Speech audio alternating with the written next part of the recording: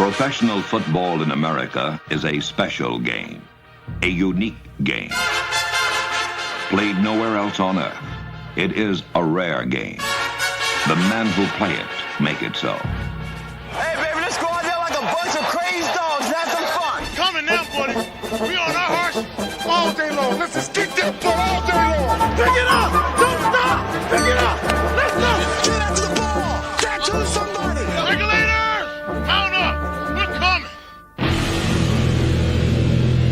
Pro football is a mirror of early America, reflecting toughness, courage, and self-denial. There he is. Whoa. Whoa. Good job. Good job. That's way to make a play out there, buddy. Nice job. Over Pirate 2. Ready? 45 black. 45 black. Keep on playing at this level.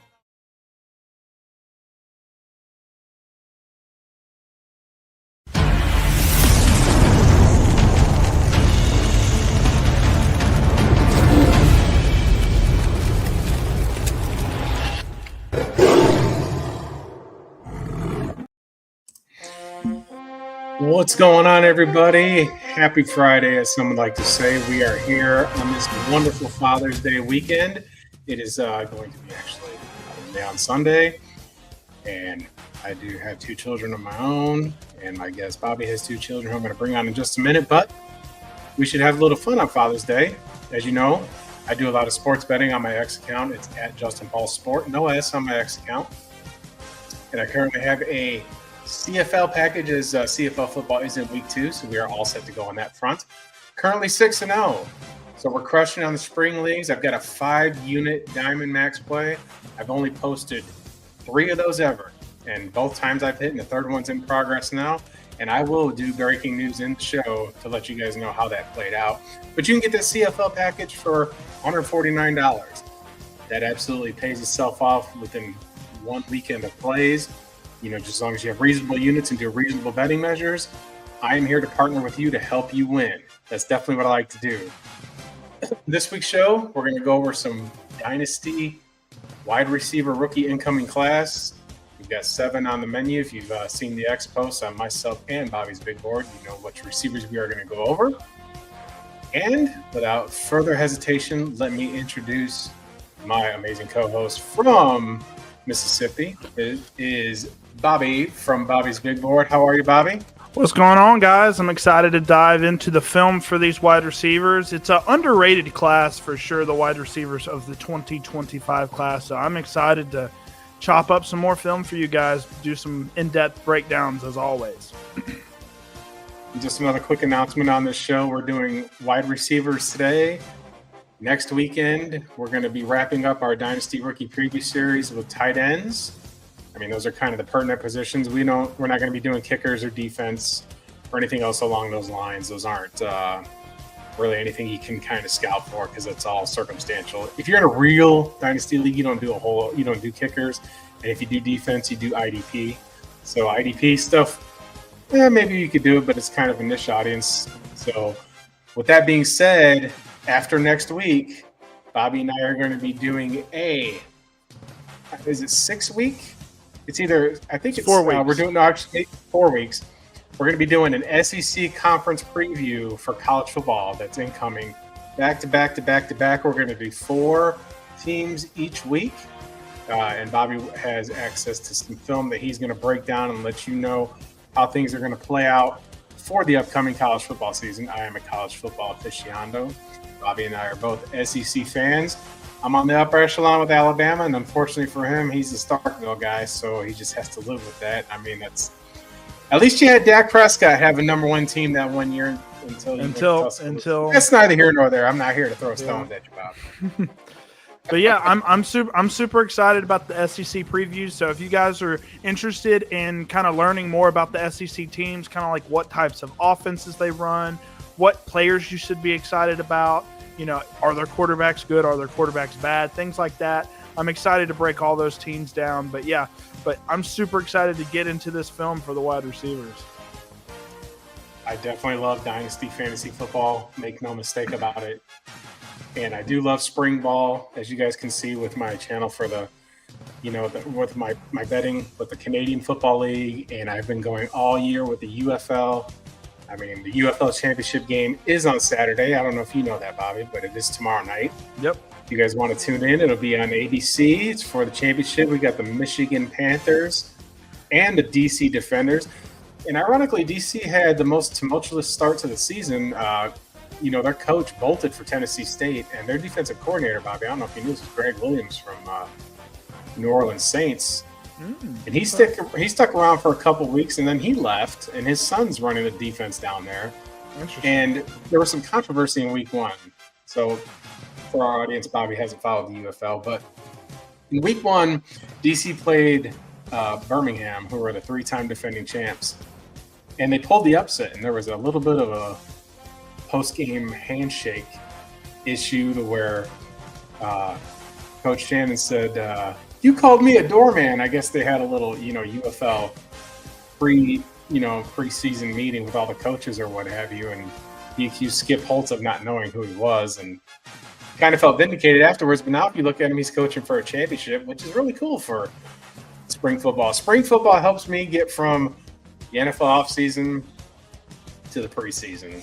And it's, they used to just be the CFL, but it was kind of hard to get televised. But here we are now. It's on CBS Sports Network or TSN. And you can stream it. And they got a game on Thursday, a game on Friday, and then a doubleheader tomorrow. So I'm getting my football fix. Plus, I'm doing these great shows with Bobby. Make sure you check out his channel. Make sure you do. It's at Bobby's Big Board. Make sure you follow him on X. Same handle, at Bobby's Big Board. And welcome to the All-22 Dynasty channel, or Dynasty Show, Episode 3. And with that being said, I know I just said a mouthful. Do you want to jump right into our first? Absolutely, man. Absolutely. Right, let's get to it. So, yeah, like I said, before we get into the film breakdowns, right, I want to go ahead and preface this. The wide receiver class has a ton of guys that I like, a ton of guys that we aren't actually going to be including in today's video. I've got the top 6 drafted wide receivers, so obviously we're going to start with Travis Hunter. And we threw one bonus guy in there as well, a guy that was drafted in the 4th round. But there's other guys that, Jack Besh, for example, I loved him coming out. Jalen Royals going to the Kansas City Chiefs. I loved him. So there's a ton of wide receivers, guys, that you should do some research on because there's some deep sleepers in this class. But without further ado, I want to go ahead and get right into this, guys. So with our first guy on our list, it's Travis Hunter. Now, is he a wide receiver? I think he's going to primarily play wide receiver at the next level. He's a Heisman, the 2024 Heisman Trophy winner, right? He's 6 foot, 188 pounds, super unicorn athlete. He's got, I've been watching film in depth for 7 years now. He's got the best ball skills of any player that I've ever seen. Man. That's just whenever he goes up, he finds the football no matter what. No matter what position he's in, he's always able to come back to the ball and get it. We'll see that on film time and time again. He's got some solid yak ability as well. And, the Jaguars traded a ton of draft capital. They traded their 1st round pick, which was the 6th overall pick, I believe. They traded a 1st round next year. They traded a 2nd this year as well. They traded the farm for Travis Hunter. And, he's 22 years old. He's coming off of a big-time season where he had over 1,000 yards, 15 touchdowns, right? And he was also very solid as a corner as well. He's a two-way player. I'm sure you guys already know that about Travis Hunter. But like I said, elite ball skills. He will find the ball no matter where it is. He won the Heisman with some crazy statistics and was just able to play at pretty much all downs, offense and defense. But he does have a smaller frame, right? I know in nowadays NFL, you have guys like Tank Dell and Xavier Worthy and Jalen Waddle, guys that aren't the biggest guys, Devonta Smith, right? Guys that don't have the biggest frames that are holding up at the next level just because the NFL's not as physical as it was in the 1980s, right? So these smaller guys can really kind of use motion, get them out into space like that. And I think Travis Hunter will be able to hold up, but it is something to look at just because if he is smaller and has a leaner frame, he's more likely to be injured with these bigger guys, right? And another thing, you'll see this all over the tape with him, he's more of a raw route runner. he's basically winning with some elite athleticism. I will say he's an upper echelon athlete, like peak athlete at his size. So he's able to jump crazy high. He's able to catch any ball that comes his way. He's super fast. He's got all the intangibles as an athlete. But in terms of the route running, he's just a little raw. He doesn't have some of that nuance that you look at. And I've got some of his stats here. So I don't have his Jackson State stats, but he didn't really have much at Jackson State while he was there. He was more of a defensive guy. Then they started using him on the offensive side of the ball in his sophomore season at Colorado. And he had a decent season, but this past season as a junior, that's when he really stepped it up. Shadur Sanders was just throwing it his way, right? And just, there you go. He's just throwing it up to him, and he's going to catch it, right? So, yeah, Travis Hunter is gone. Before you start the film, sometimes, there's a couple things real quick. Sometimes if you're a smart quarterback, you just throw the ball to your best player. I mean, Colorado had Jimmy Horn and stuff like that, but there was, Travis Hunter was a 5-star recruit. They could have had his pick of the litter. And, just chose to follow Deion Sanders to a HBCU, Jackson State's HBCU, I believe, right there in your neck of the woods. Yep. It's about 20 minutes from my house. The other thing is, you talked about his smaller frame, and it just goes back to the old question about pro football or any football at any level is, what do you prefer? Do you prefer the power or the speed? And if you can if you can run faster than the speed, sometimes those kind of intangibles, that may be what Jacksonville's thinking is, hey, I don't care, because I feel that the Jaguars were in a situation where Christian Kirk was serviceable. He's out of there. So they got BTJ, who's just absolutely crushing it. It's probably my favorite pick. I'm trying to grab him in another Dynasty league, and the guy just won't part with him. He just won't. It doesn't matter what I put on the table. And I believe in his talent that much too. But now Trevor Lawrence has BTJ on one side, who's a proven X route. Now he's got a guy that, is a two-way athlete, and there's a little bit of mystery around. There's a reason he won the Heisman. I think he won the Heisman a little more for his versatility. Absolutely. But he's a good kid. He just got married. He's not in trouble with the law. He's got a smile from ear to ear. He's very likable. And I think the Jets, sometimes when you're running a franchise, you have to go get your guy. Even if that costs you some picks, whatever, they traded the Cleveland Browns to get him. That'll remain to be seen what side of the trade, who got what. If somebody got over, the whole goal of a trade isn't just to get over; it's to get improvement for your own team. If you're a smart general manager, you're going to say, I'm not trying to do a sucker. I don't want to get one over on somebody because then you lose the trading partner in the future. So, he's the most interesting prospect. I can't wait to see. Show us what you got here, Bobby. All right, so we're going to get into the first play here from Travis Hunter. So this is versus SMU, I believe.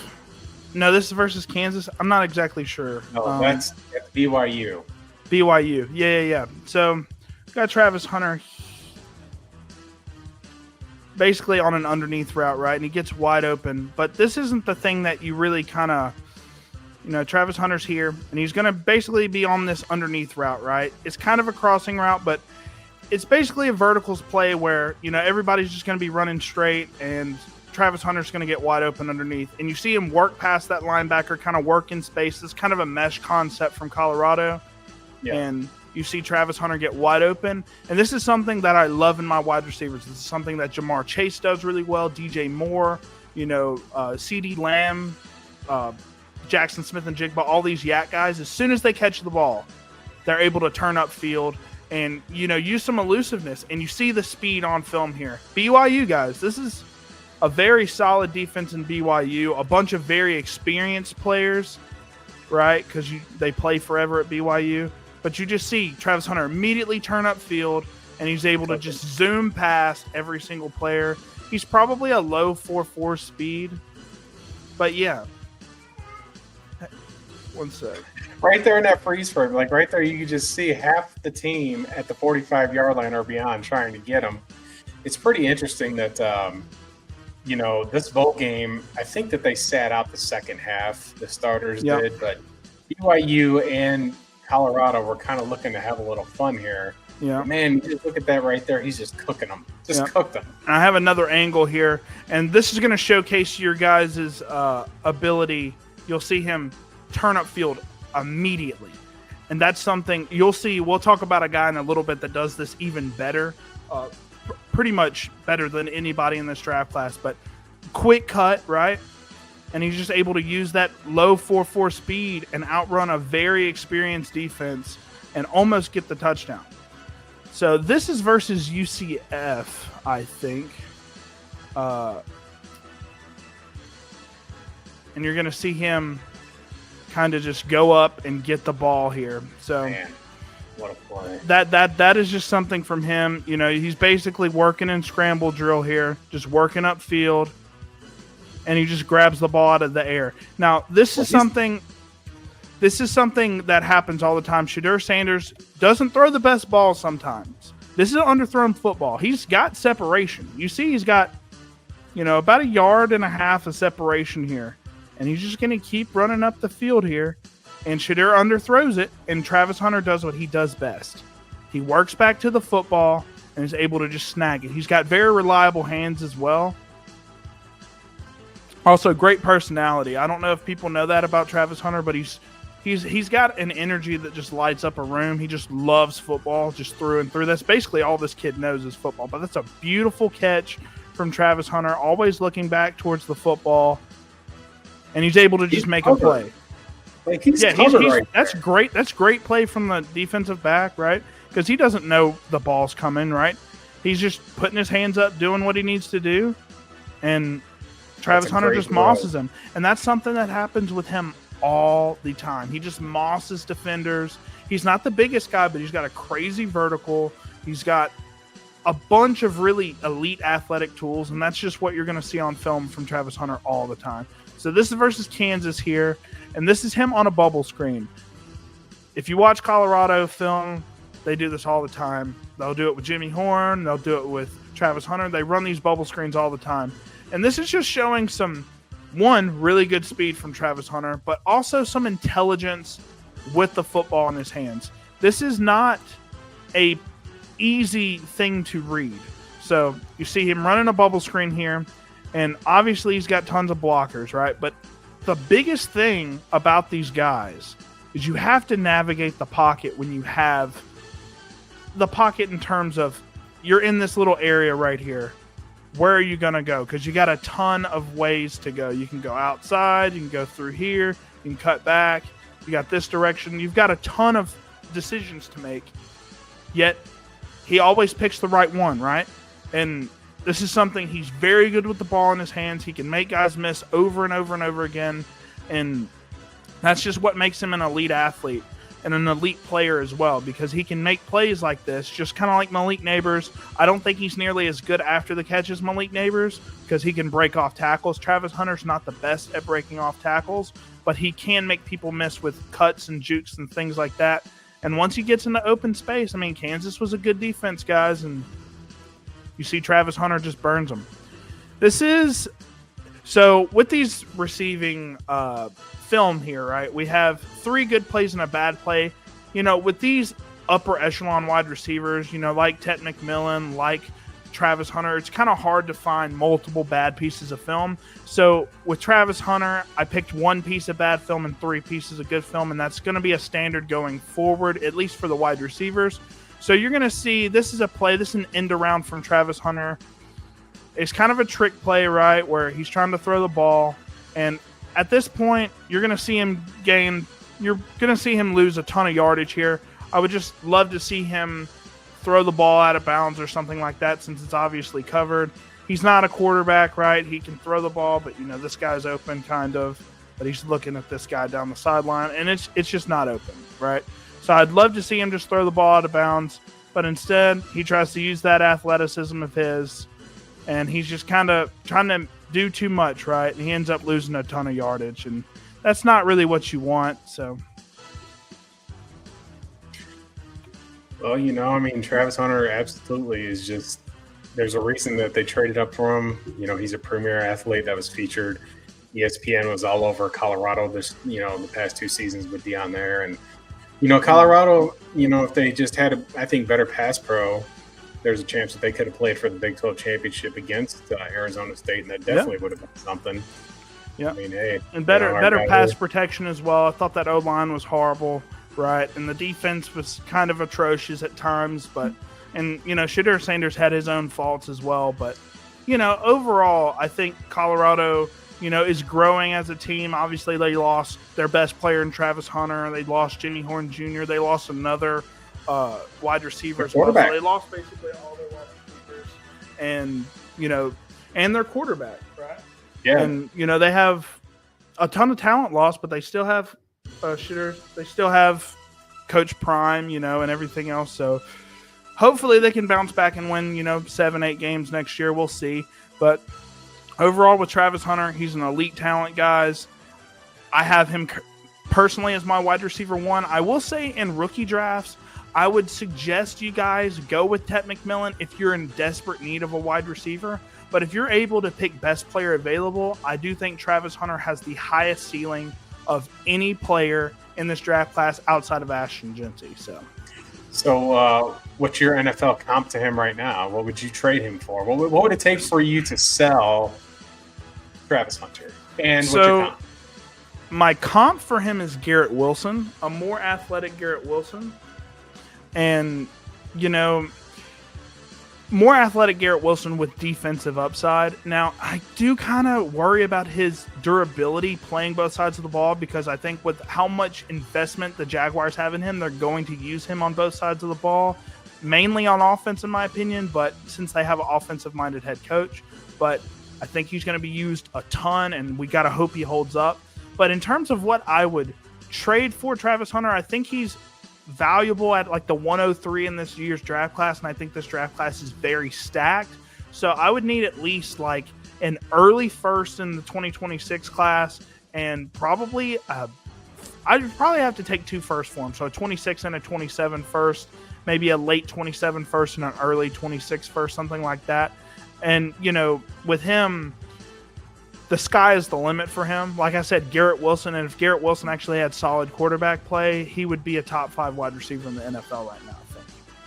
A closing point on Travis Hunter. I always get apprehensive on Division I players who don't play Division I competition. I mean, I know that we can use the argument about helmets, but certain positions that, we never saw Colorado play big elite games. I mean, they got a lot of TV time just because of the notoriety of their coach and stuff like that.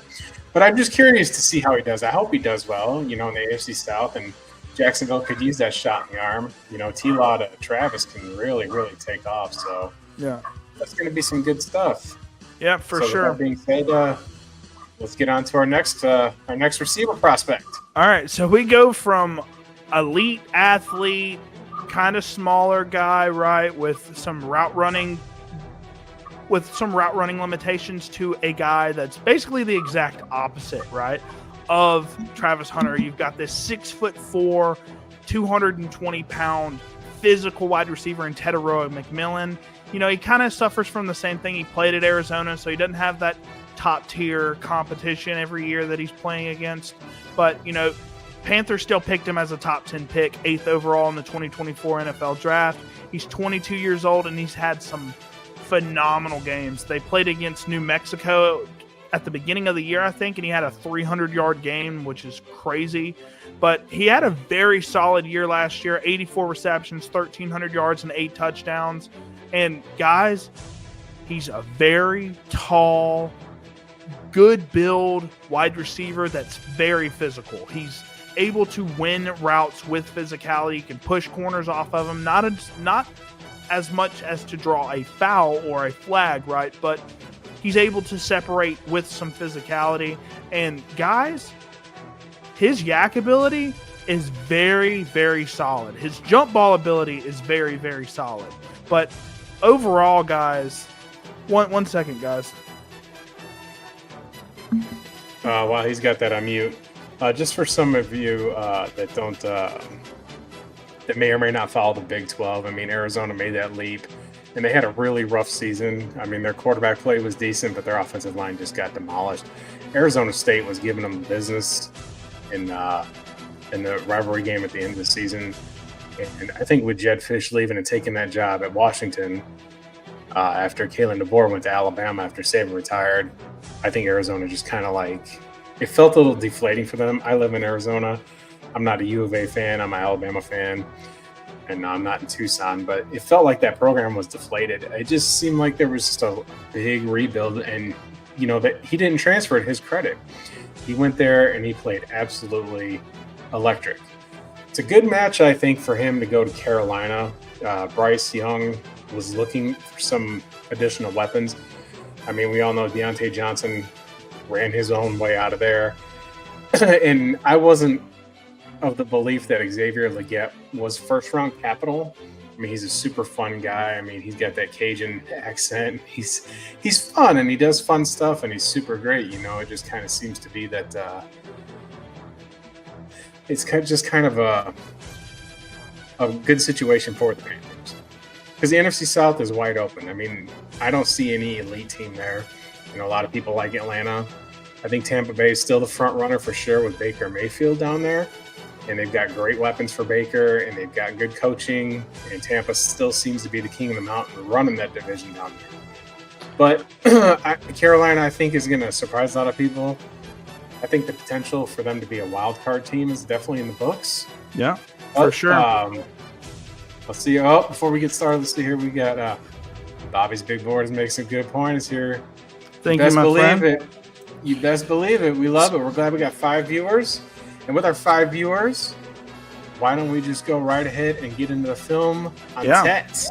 So I will say right before we get into the film, there are some limitations, right? He's a slow build-up speed, so he doesn't have some big-time long speed, right? He's a slow accelerator, but overall he's, fairly solid once he gets going, and he's obviously got that limited competition. But as you can see, his first 3 years at Arizona, he's been absolutely producing. So let's go ahead and get to the film and show you guys why I like Tetairoa and McMillan so much. He is my wide receiver 2.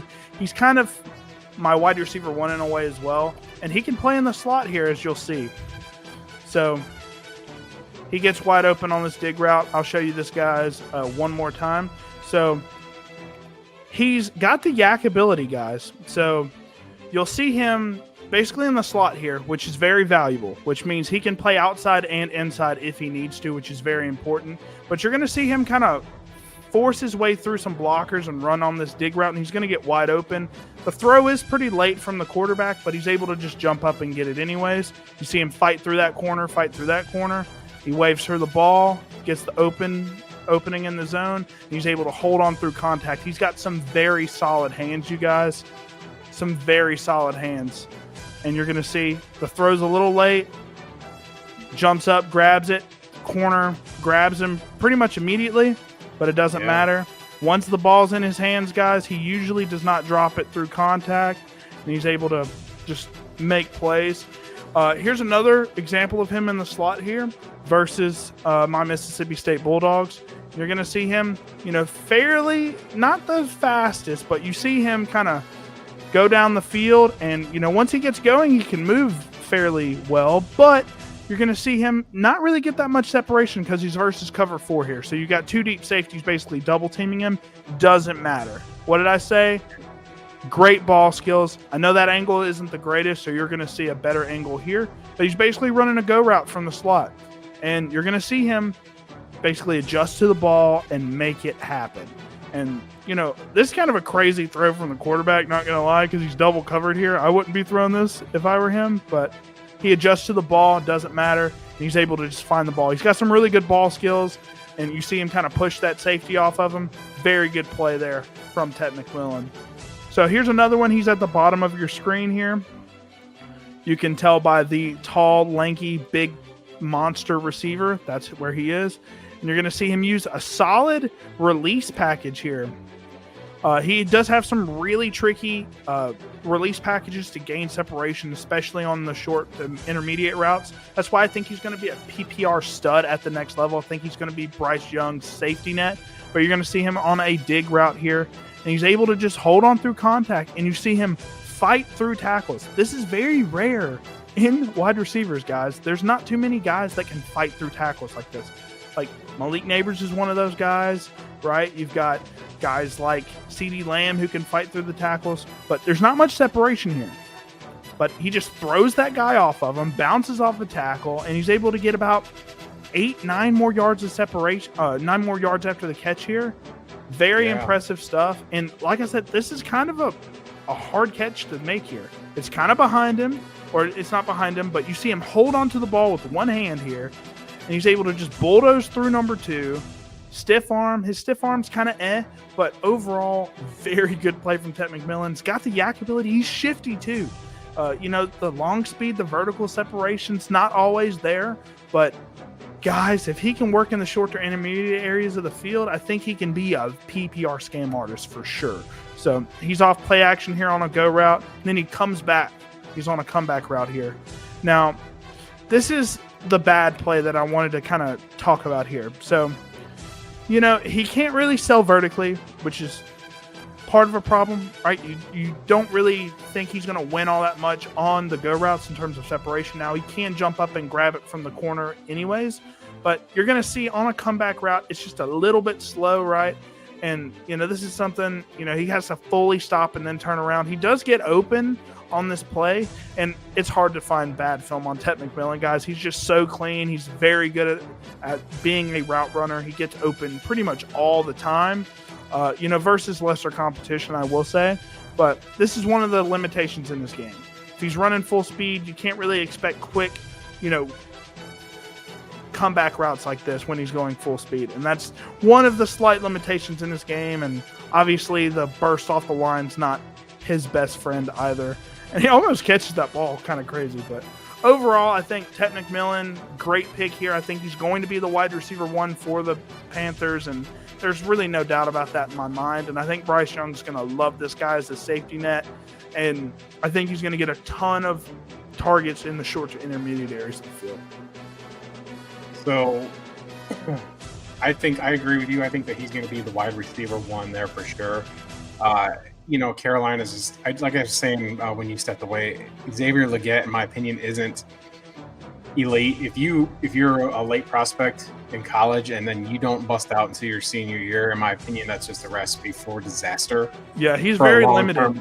He's very raw too. He's very raw, and he's going to have to develop over the next couple of years if he wants to be an NFL wide receiver, I think. I actually think, that they overpaid for him, but I think he's going to be wide receiver 3 because I actually like Jalen Coker down there for Bryce Young. Jalen Coker's pretty solid as a slot option. Yeah, I think that they've got a compatible or a solid core there. I mean, Jonathan Brooks got injured, so they're going to be running the ball with Chuba Hubbard, who did pretty well last year. I mean, he was surprisingly good last year. And we're just going to kind of see, what they're able to do. Yeah. I think, like I said, I think that the Panthers are going to surprise some people. I think that there's a chance that they can get in at the 7 seed. I really like Dave Canales, and I like Bryce Young a lot. Not just biased as an Alabama fan, but Tua is my favorite quarterback to come to Alabama, but Bryce is up there because he had that intangibles that I haven't seen from any other quarterback there. I mean, Jalen Hurts has won a Super Bowl, and Mac Jones has this like a sharp attitude that I like, and Tua's got the accuracy down the field, which is super important. Super nice guy. But with Bryce, he just had a composure in that game against Auburn on the road. Had to go the length of the field. I mean, they didn't win the championship game because Jameson Williams got hurt. I don't care what you say, Georgia fans. When you lose Jameson Williams and John Mechie, you were able to jam our receivers, and you weren't scared of deep ball anymore. And it wasn't. Yeah. You still only won by a touchdown. Realistically, that pick 6 was kind of a bonus on there. But I do like I said, I do like what the Panthers are going to do down there. I liked the pick for them. They're addressing their issues. They got rid of Deontay Johnson, which I thought he's just kind of got to get it together. The guy just keeps hopping around teams, and he's bad news wherever he goes. Yeah, absolutely. So, all right, let's go ahead and get to the next guy on our list. A guy that I'm not super high on, or actually, let me stop myself there. Got the order mixed up. I am super high on Emeka Egbuka. There's so many things to like about Emeka Egbuka. First, throw football out the window. Emeka Egbuka is like an elite person. If you guys know anything about Emeka Egbuka off the field, he's like a saint. He's super good, and he's going to be a long-time NFL player as long as he stays healthy. because teams love him. He's an excellent locker room guy, and that's just something that you're going to learn to expect with Emeka Egbuka. But outside of the person that he is, let's go ahead and look at what he does well on the football field. So he's 6'1", 202 pounds, right? So obviously solid size there. He was a first-round pick for a reason, and there's a lot of reasons for that. He goes to the Buccaneers, where I think he's going to start over Jayden McMillan at the slot option, right? And I do think he's slot specific, which is one of his limitations. He's 22. And in terms of his stats last year, I will note Jeremiah Smith was on Ohio State. They also have another guy in Tate. I forget his first name, but I think his last name's Tate, also Ohio State. He's getting some first-round draft buzz. So he was in a loaded wide receiver room at Ohio State, and yet he still put up over 1,000 yards and 10 touchdowns. That's just a testament to how special this guy is. And in terms of the route running, he might be the best route runner in this entire class, like bar none. You know, Ted McMillan's a very good route runner in the short to intermediate areas of the field, and Emeka Egbuka's up there with him, and he can separate vertically with his speed. And you see the solid production, right? He did get hurt a little bit in his junior season, but he's got 2 seasons of over 1,000 yards and 10-plus touchdowns, and, you know, he can be used in, like, all sorts of gadgety ways. His route running, guys, is up there. He's got all the nuance. He's got all of the cuts and head fakes and, you know, all of the little maneuvers that you want your elite wide receivers to have. He has all of that. But in terms of the stuff that I'm not too big on him, you know, he is slot specific, I think. And, you know, he's got a little bit of a limitation in terms of being an outside wide receiver. Now, I'm not going to say that's the end of the world, right? Because there are some slot wide receivers like Ladd McConkey, for example, that really exploded last year as just a slot specific type of guy. And I just want to say, I like my wide receivers to be a little bit more versatile. It's not a detriment to him in any way, not really, but I would like to see my wide receivers be a little bit more versatile. So I think he's going to stick clearly in the slot role and play in the Z maybe 10% of the time maybe. And then his yak ability. He's got a little bit of Tyler Lockett in his game where he kind of catches the ball and just kind of falls forward. He's not really super shifty after the catch. He can make some guys miss here and there, but it's not up there, and I don't think it's going to translate super well to the NFL. I think he's going to catch a lot of balls, though, if he's able to get the targets. But I did think his rookie year is going to be a little limited with Mike Evans and Chris Godwin in town in Tampa. But I don't think either one of them are long for Tampa. I think Godwin will be there a couple more years. I think Mike Evans actually retires at the end of this season. But with Emeka Egbuka after this rookie year and Mike Evans moves on, I think he's going to have a stellar career after that. I like him. I mean, Ohio State's just been pounding out the wide receivers. I think it was smart for him to stay another season due to the heavy wide receiver draft the previous season. I think that was a part of his coming back. Plus, they're in the era of NIL and things along that sorts to where, you know, the players are just simply getting paid, and Ohio State's got a heavy treasury. And I think he's going to be pretty good there. I think, like you said, he'll be better than Jaylen down there. I could see him, you know, the 3 of those wideouts on the field really being a nightmare for the NFC South. They were a nightmare with just Mike Evans and Godwin. That offense was killing it last year. I know they lost their offensive coordinator to the Jaguars head coaching job, Liam Cohen. But, yeah, if they stay, you know, relatively the same on offense, I mean, they were giving defenses all sorts of trouble last year. Baker Mayfield was killing it last year. And they add, you know, I thought they had a weakness at the slot position. I didn't think Jayden McMillan was that impressive to me. And Emeka Egbuka is by far, in my opinion, more talented than Jayden McMillan. So, yeah, let's go ahead and get into the film with Emeka Egbuka. I will say also he wanted to win a national championship. He came back for his final season, and what did he do? He went to the national championship, and he won it. So this is versus Oregon in the Rose Bowl, and you're going to see him in the slot here, number 2. You'll see number 2 a lot here, getting open all the time. But you're going to see him very good burst off the line, and he's able to just basically run a go route. Now, I will say, he runs a lot of short, intermediate routes. But the difference between him and Ted McMillan, I do think Ted McMillan has more athletic intangibles to make him more successful at the next level, hence why I have him higher than Egbuka. But when Egbuka goes downfield, guys, and people aren't ready for it, he will burn you. And you're going to see a beautiful pass from Will Howard here, and he drops it into the bucket over 3. defenders here. You're going to see it, just a beautiful throw from Will Howard. I can't tell you guys how crazy that throw is, but Egbuka basically had 3 defenders on him there. That's a very, very good play from Egbuka. So you see outrunning all the Oregon defensive backs, and this is Oregon, guys. I mean, they have, I think, the most expensive team, one of the most expensive teams. I think A&M and Texas beat them out, but Oregon's up there with some of the best athletes in the country on the defensive side of the ball, and you just see them. Doesn't matter. He outruns them, does that signature. He waves his arms around when he gets the touchdown. That's kind of like his thing, but beautiful play, just selling vertical here.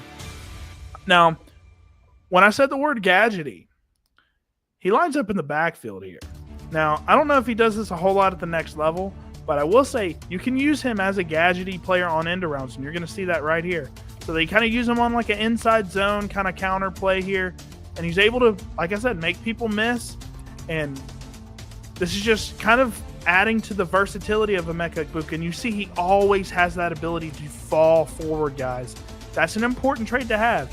Yeah, he might not break a ton of, tackles where he's, got wrap-ups around him, but, man, he can fall forward, and he will always get that extra 3 or 4 yards, and that will always count. Judkins kind of missed that block there, but that's okay. Very good play from Emeka Egbuka here. Hold on 1 second. Something I want to say, you showed that last play when he's doing the jet sweep. Yeah. Lane Kiffin kind of brought that to Alabama and was doing that quite a bit, and you see more and more NFL teams doing that. I mean, Green Bay does it with Jayden Reed. The 49ers were doing it with Deebo Samuel. If Tampa Bay gets a little creative down there and starts doing those kind of jet sweeps with him, he's shown on film at the highest level. I mean, in the Rose Bowl, and both those highlights were against Oregon. Mind you, the first highlight you showed, I'm convinced Ohio State had hair up their rear end and were really spicy about losing the game. They were coming with a vengeance for sure. Yeah, they came out, and I think that's a factor that's important with team psychology. Is just, I think that they were saying, because the sun is still out in the Rose Bowl. That's how I know it's early in the game, and you can tell Ohio State wanted to send a message early to them. They didn't overlook Tennessee to get to them. They were ready to get to that game. So I think Tampa could probably pull out a few tricks with him and Bucky Irvin in the backfield, because you got to pick your poison. Yeah, and Bucky Irving, not the fastest guy in the world, but he's super elusive and he's super good at breaking through tackles and, being a nightmare in the open field. But yeah, I do think Tampa Bay is in desperate need of a guy that's able to be used on jet sweeps and, put on screens and things like that, because I don't think Mike Evans is really that guy. Godwin kind of classifies as more of like your possession type of wide receiver. But yeah, Egbuka can be your slot option that you can use in the short to intermediate game and just kind of let him eat. And then in this play, you're up against Iowa here, which, always has a great defense. He's in the slot here. And you're going to see him run a pretty solid route here where he's faking, and this is something Ohio State does all the time. So let's go back to this play here real quick. So you're going to see him kind of fake this flat route here, which he does all the time. And, it's something called smash where, this guy's on a corner route and then you got this guy on a short route, and this guy here has got to basically pick his poison whether he wants to, give up a touchdown on the corner or he's going to have Emeka Egbuka wide open here. And Ohio State runs that type of play all the time. He'll be on a flat route all the time, and they give him a bunch of targets off of him if they play too soft. Well, Ohio State took advantage of this. Instead of him running the flat route, he explodes upfield on a wheel route. And, he tries to pass off the guy, the linebacker, and Emeka Egbuka's just too fast, guys. And a very impressive catch from Emeka Egbuka. Good ball from Will Howard. Will Howard's super underrated. I was kind of bummed out that Aaron Rodgers signed with the Steelers because I thought Will Howard was going to win that starting job. And who knows? Will Howard might be the starting quarterback of the Steelers next year, but he had some great throws on film. But this is another great throw and an even better over-the-shoulder catch from Emeka Egbuka. Beautiful play here. And, you also see, this is a better angle of it. He fakes that flat route and then explodes up field. And, good ball tracking skills too. Just a very overall impressive feat of route running, cut up field. And he's able to get just that little bit of separation, right? And then here's a play from Iowa where I think he struggles a little bit. And this is something that's pretty common with slot wide receivers. That's why you want to use them in motion all the time, right? Kind of like how they use Malik Neighbors in New York with the Giants, right? They use him in motion all the time. Press coverage. Yeah. Press coverage is something that you want to look for. If you're ever scouting wide receivers, you want to see their ability to get off those handsy corners, because you know at the NFL, there's a ton of really handsy corners. You think Sauce Gardner, right? Guys like that are really just going to put their hands on you within that 5-yard line. And this is just him kind of struggling a little bit to get off press coverage. And you're going to see him kind of cut. And I guess it'll be helpful to kind of showcase which one he is. He's in the slot here. And you're going to see he's trying to cross his face and kind of go on this slant route, in route. And you're just going to see this linebacker just kind of keep him where he wants him.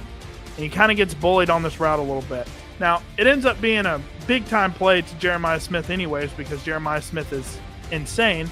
But I will say you have a ton of space right here if he's able to get off this linebacker. And, Will Howard might have thrown it to him. But, instead he kind of stays on this linebacker a little bit too long, and then Jeremiah Smith does what he does best and gets separation and makes a crazy play. That's a great route from Jeremiah Smith. Oh, yeah. My goodness. But ends up being a big-time play anyways, and it's, like I said, with Emeka Egbuka, hard to find bad film on him too, because he's just super smart, high football IQ, great ability to run routes as well. But, sometimes, especially against corners that are super handsy, he just has a hard time getting off that press coverage. He just took maybe a second too long to get off of it. So that's one thing about Emeka Egbuka. I think he's going to be a little limited versus press coverage.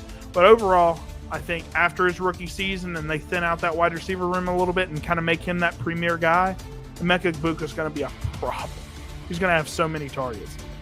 Who's your NFL count for him? I think he's a slightly faster JSN. Now, I don't think he's nearly as good after the catch as JSN, but they're very similar. Obviously, they're both Ohio State guys. They kind of played that same sort of role at Ohio State. But, yeah, I kind of see a lot of JSN in his game, his ability to get open underneath consistently and kind of fall forward for those extra yards. I think he'll be a similar type of player. Obviously last year JSN exploded, tons of targets, right? Not the most efficient in terms of, yardage after the catch. I think he's solid there, but, a guy that's going to get you like 8 catches for 60 yards and a touchdown every game, and then every once in a while have that big game of over 100 yards and like 12 catches or so. He has that ability for sure. All right, Bobby, we are a little more than halfway done with this, and I said that I was going to interrupt when I had an announcement here. Oh. So I'm going to remove your screen for just a moment here. Ladies and gentlemen, as you guys know, I do my sports betting, and this is my channel. And I have to add a stage to show you guys something here real quick. Let me see here.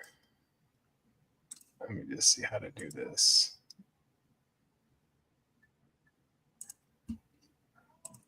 All right. So as you can see right here, this is my winnable picks. This is my winnable website. And I put all my picks on there every day, all the time. And as you can see, I'm on a 6-0 run. Today's play right here was the Montreal Alouettes -4.5 at the Ottawa Redblacks. I would like to inform everyone that the final of that game was Montreal 39, Ottawa 18, easily covering my 5-unit play, my 5-diamond play. That makes me 3-0 on that. If you had purchased my CFL package for $149, you would have got that play and paid it off immediately. So make sure that you check me out, winnable.com. And Bobby must sit. I had to step away for a moment, it seems. But I'm back right in time. Yep. So I crushed my 5-unit play. The diamond gems come through. The diamond. I mean, it was just all over it yesterday. I put an announcement out there.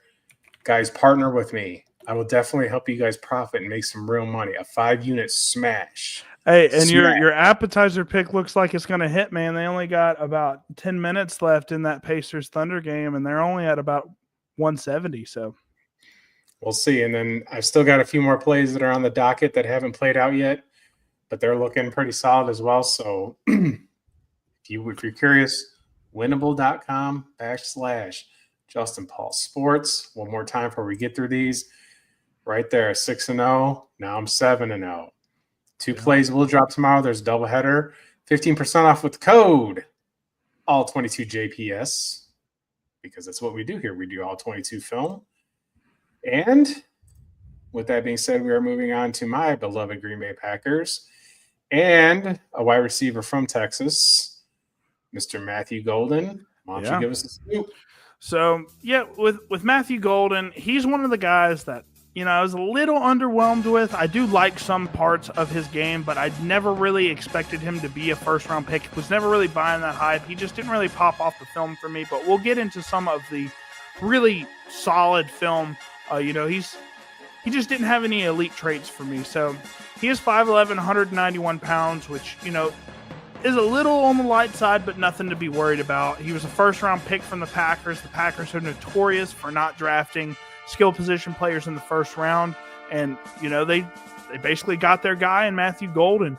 And, at 21 years old, he's kind of on the – before coming to Texas, he was kind of a underrated talent, right? Because he didn't really have that much production at Houston. Obviously, Houston didn't have the best team either.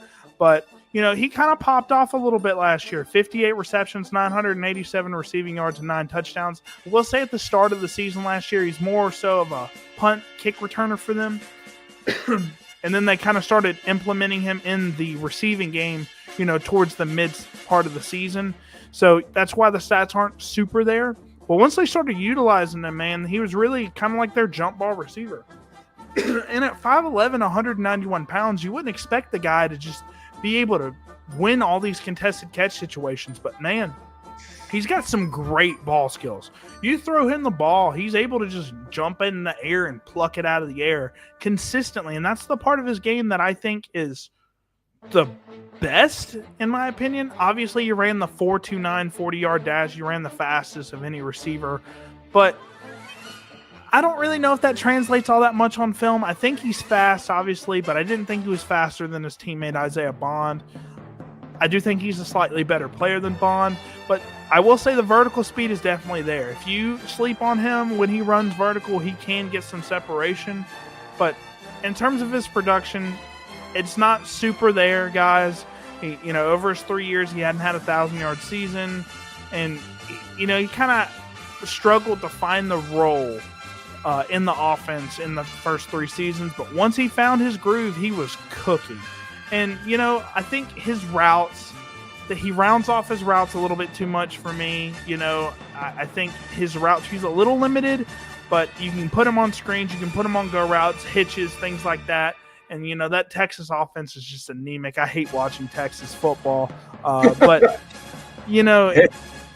it's tough to watch. That offense that they run is just awful, in my opinion.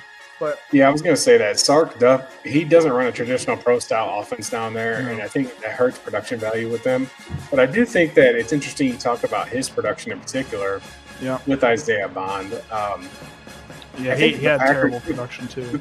I think the Packers picked the right guy for them in a way, because they didn't have anybody that could really stretch the field. They didn't have a burner like that. Yeah.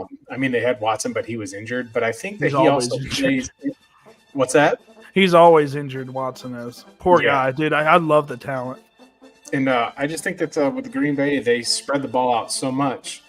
And it kind of puts a little pressure. I don't want to say pressure, but I just don't think Green Bay is going to re-sign Watson or Dobbs. So I think that they came a year early and got their guy. I think Dontavian Wicks has got to prove it. I think Wicks is better than Watson and Dobbs personally. He just had a little bit of the dropsies. But Green Bay led the league in drops last season, and I think that showed up. A lot of people thought that was just Jordan Love's talent kind of dwindling down, or that there was some regression there. But if your wide receivers cannot hold on to the football and you're dropping critical passes, and then on top of that you had Watson get injured and Dobbs missed some game with a team dispute, or I don't want to say a mental breakdown, but there was definitely something that went on there. And they stumbled their way into the postseason and still were the only team to kind of, check Philadelphia a little bit. Philadelphia couldn't put them away, but Green Bay was so decimated by injuries. I think that's what held them back. But Let's take a look here, Mr. Golden. Yep. So let's go ahead and get into some of the plays from Matthew Golden. Obviously, he's got some really solid plays on film. So this is versus Georgia, I believe. That's the SEC championship game. Yep. So you're going to see him in motion. This is something that they use a lot.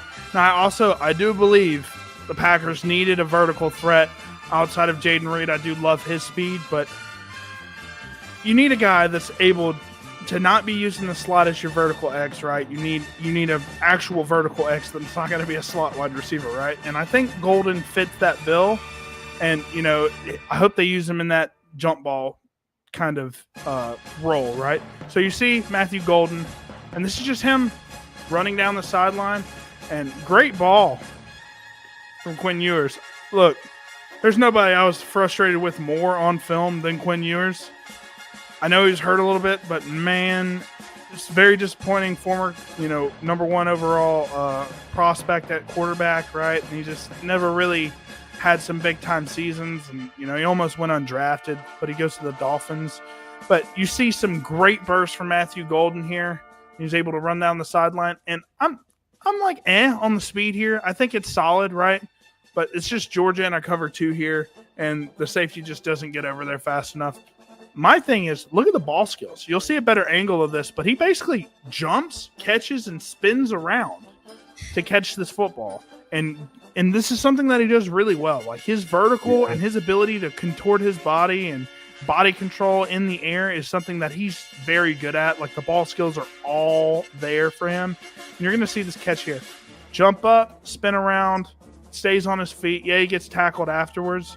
But that's Matthew Golden in a nutshell for me. Able to just jump up, get the ball wherever it is, and he's able to, separate vertically as well.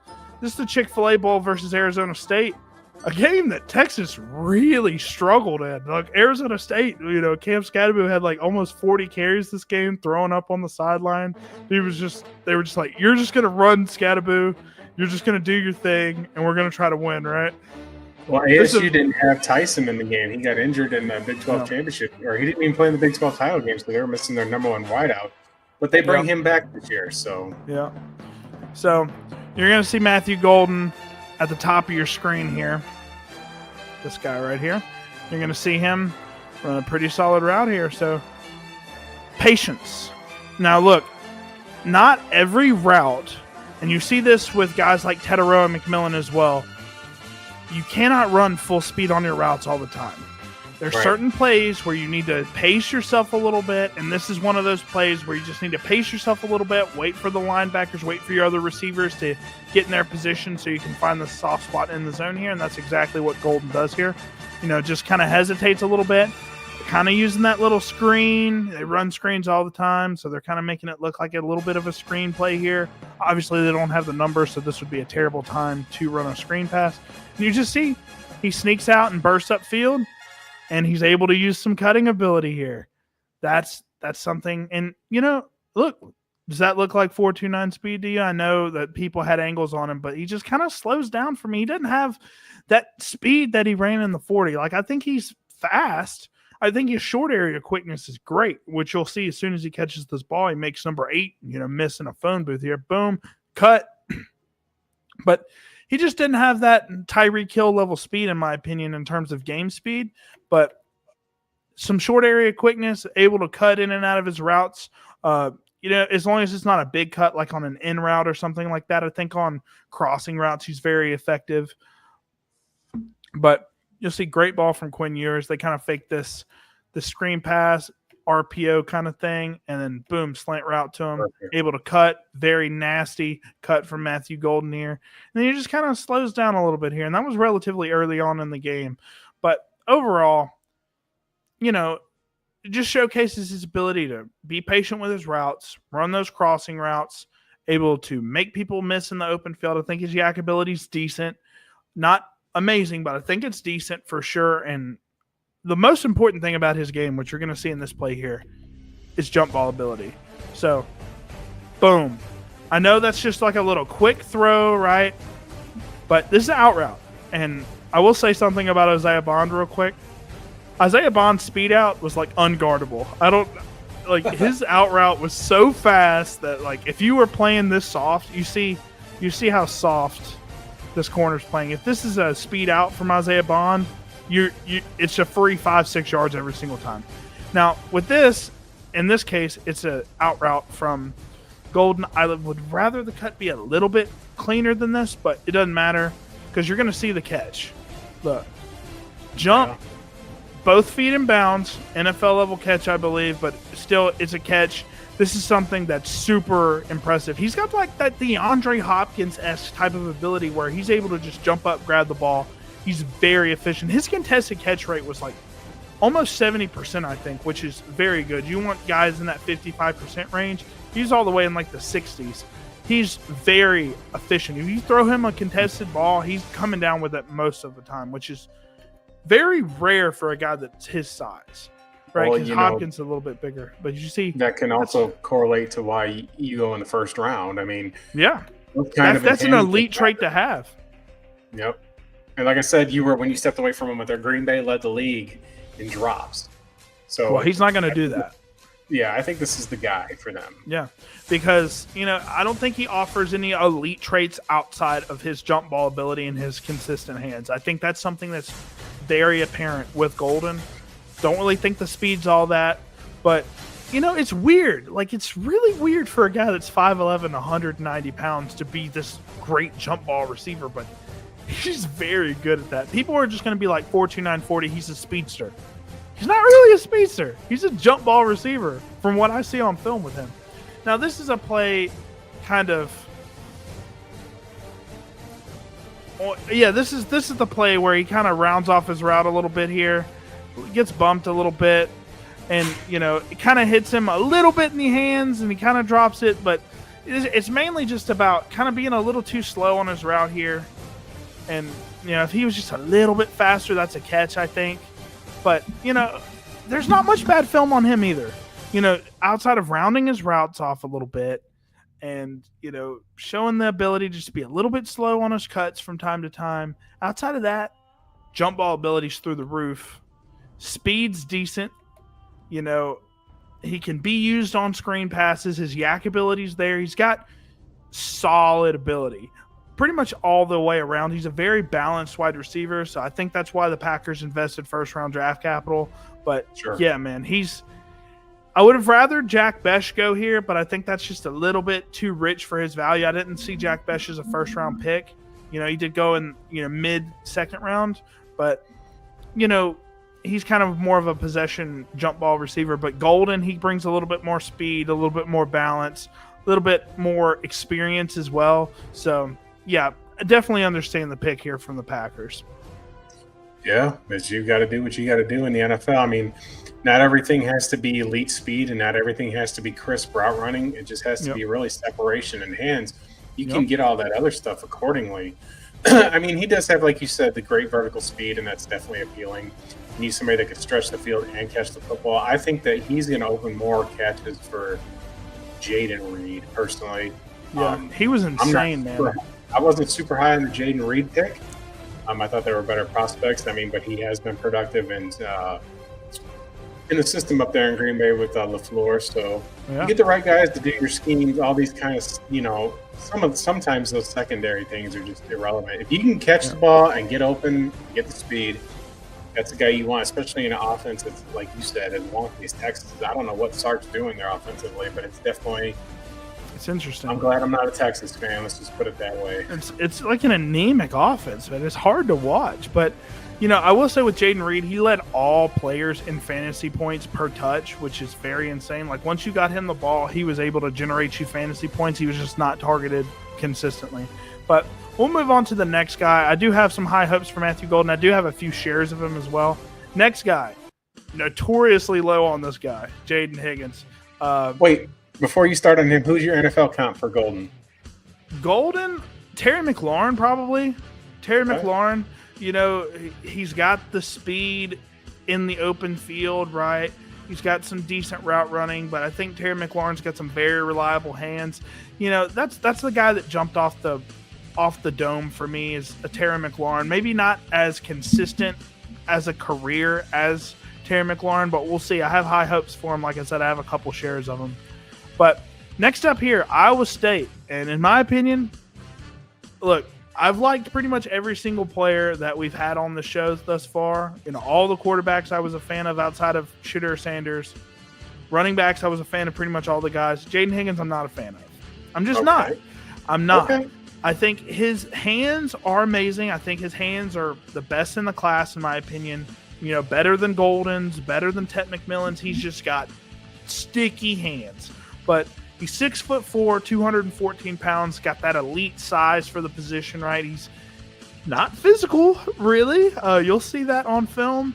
You'd like him to be a little bit more physical, but the Texans, they end up trading back, I believe, and they end up getting this pick. And they picked Jayden Higgins very early in the second round. He's 22 years old. And you'll see he had a pretty phenomenal year last year with Jalen Noel, who I do seem, in my opinion, I think Jalen Noel is going to have a better NFL career than Higgins, just because I don't think Higgins' game I don't like it that much. But he had over 1,100 receiving yards and 9 touchdowns last year on 87 receptions. And, I will say there's something about his game that I do like is on the short hitches and things like that. He's very fast at sitting down on those routes, which is good. But outside of that, his routes aren't the fastest, guys. He's a fairly slow receiver, in my opinion, at least in terms of the game speed. I know he ran a very solid, I think he ran a 4.46 or something like that in the 40, which was very impressive at his size, but it just doesn't translate on film. It really doesn't. And I also think he's going to be a strictly outside receiver. I think he's going to play the Z on the other side of Nico Collins playing that X role. And guys, if you look back over the past 10 years, there's not many vertical X/Z specific wide receivers that have been fantasy relevant for us. The times of Jerry Rice being this monster at the Z position are kind of over. You've got like Cortland Sutton at the X position. You've got AJ Brown, Nico Collins, right? But I like my receivers, especially in fantasy, to be more so balanced in terms of the slot and I like them being both inside and outside receivers if I can, just because they're more utilized that way. With Higgins, they drafted Noel, who I think is more slot specific. I think he's going to start outside at the Z, and that just is kind of a killer. I looked at the data over the past 10 years, guys, and it's just not consistent for your outside receivers that are specifically outside.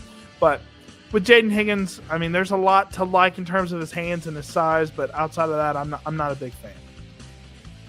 Hey, I mean, Houston, though, I think that they know that Tank Dell's career is in serious jeopardy.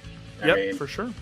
Nico Collins is absolutely fantastic, and they've got their wide receiver one, and they paid him as they should. He's just electric down there, and I think that with Stephon Diggs leaving, they had to do something. I mean, I don't think they had to do something, but maybe they don't believe in Robert Mechie or any of those things. So it could work. I mean, it's just going to see if he fits into that system. Remember, you don't have to get. I don't think that this is the worst draft capital for him, even if you dislike him as a player. I think the Texans are drafting incredibly smart to try and fill their needs. They're a back-to-back playoff team. For the past few years, they've been amazing in the draft, right? They picked C.J. Stroud a couple of years ago and paired that up with Will Anderson. Both of those picks have been phenomenal thus far. So, yeah, I've been impressed with who they've been drafting here lately, but this one was kind of a head-scratcher for me. Obviously, people love him. I just didn't really like him on film. But let's show the film. Let's go ahead and get into the film. So, with Jayden Higgins, like I said, he's got some things that you like, and you're going to see him lined up over here. You're going to see him strictly on the outside for the most part. He did play a little bit of slot at Iowa State, but, Noel was kind of like their slot guy. He's number 13 here.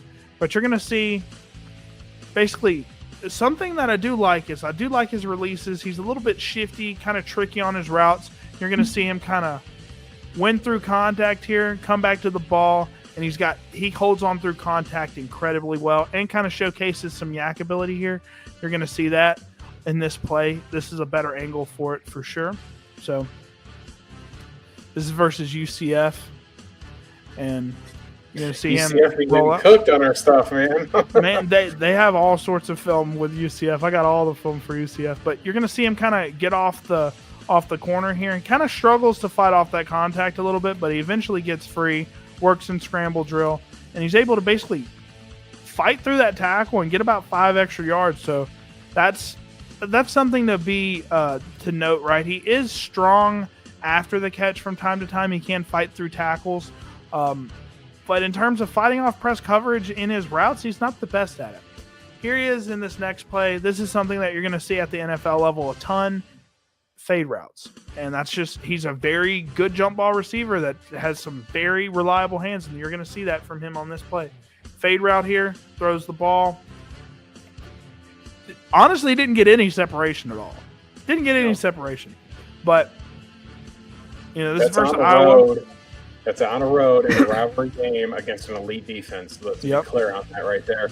Yep. I mean, that might be another reason why the Texans went and got him is for red zone situation. And he's an extremely good red zone target, in my opinion. I think he's phenomenal at that. And look, this corner's all over that. He's basically in position to knock this ball down. And he's able to just put both feet down, and that's just what he does best. That is Jayden Higgins in a nutshell, guys. Put him on a fade route. He can jump up, grab the ball out of the air, take it from a defender. His hands are insanely sticky. That's the best part of his game by far. Nice. This is versus, I want to say this is versus Arizona State here. Yes. Off play action here. And he's in the slot here, guys. So he's right here. And I don't know if he plays a lot of slot at the next level. I would love him. I would love him much more as a player if he was in the slot. But you're going to see him kind of use some solid cuts in his routes here. Nothing fast, nothing fancy here. But he's able to run around that defender. And very good ball from the quarterback here. But you just see some really not super advanced cuts, but very solid cuts from Higgins here. But more importantly, able to catch that ball away from his body, get inbounds, make the catch. And that's just something that's very good with Jayden Higgins, right? You're going to see the hands. If he gets any separation at all, it doesn't matter. Just throw it up to him. He's kind of got that DeAndre Hopkins aspect to him as well. Obviously, that wouldn't be my comp, but, he's fine. You don't want to comp a player you hate to DeAndre Hopkins? Say it ain't so. I don't hate him. I just think I know what you're saying. Early second-round draft capital for a guy that's severely limited, in my opinion, is just not the best move. But he does have something that's really good in his hands.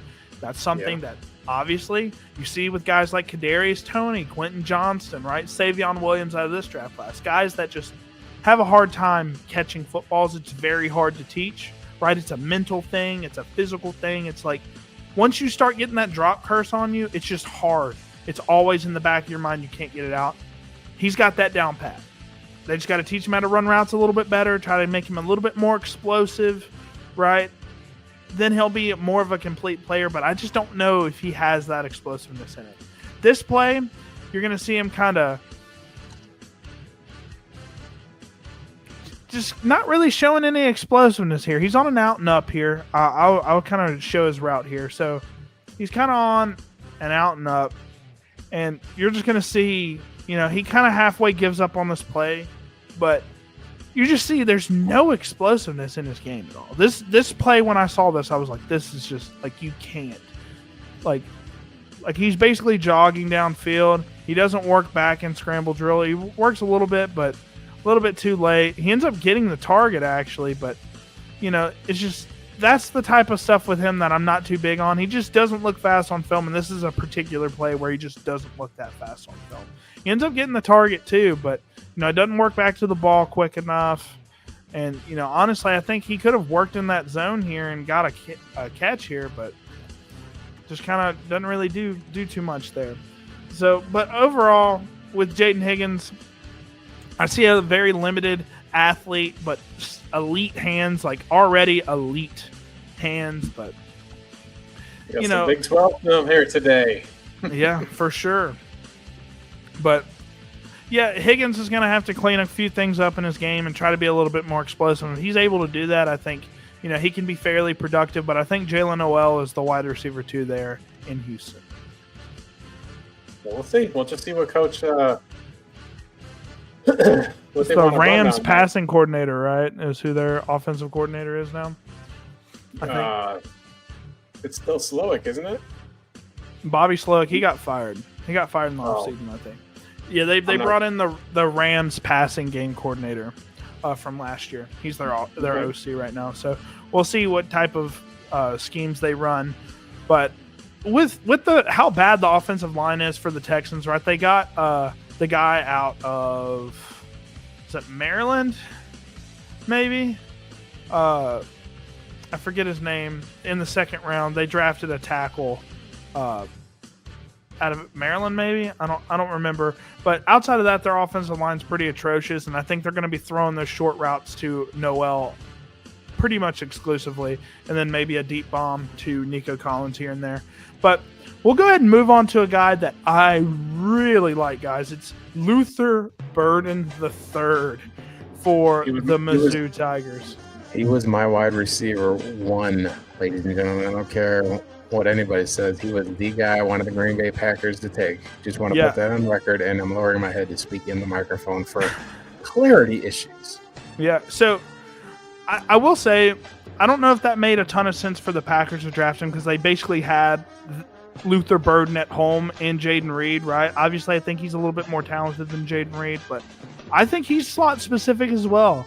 And, he's super efficient after the catch, though. We're going to see some film. Dude, he's one of the better yak guys that have came out of college in the past 2 or 3 years now.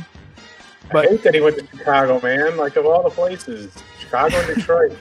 Just go out of the division, man. Go. But, for sure. But with Luther Burden here, he's 6 foot, 206 pounds. He's got like the same build as DJ Moore, a guy that I see a lot of similarities with. Him and DJ Moore are very similar players. Teammate. Yeah, I see very similar things. I think he's a little bit more limited in terms of versatility. That maybe not versatility in terms of an athlete, but like I don't think he's going to be playing X for the Bears like DJ Moore is going to be next year. The X and Z.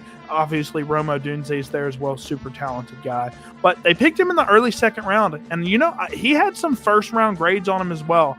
The problem, I'll get into that in a minute, he's a little bit of a hothead. And I got a couple of clips of him making some stupid penalties for no reason. And, he's 21 years old. And you look at the stat sheet, guys. 61 receptions, 676 receiving yards, and 6 touchdowns. If you look at that stat line, you're going to be like, oh, that's If you guys watched Missouri Tigers football last year, it was atrocious, okay? He was the only bright spot in that offense, guys. And Brady Cook was cooked. I mean, he was just awful last year, and that offense was horrible all year long. They kept ranking Missouri. Like, Missouri was the one team that they couldn't knock out of the top 25 last year because – but I hear what you're saying. Like, they just couldn't – They couldn't get it done on offense. Missouri for some reason. It's so funny.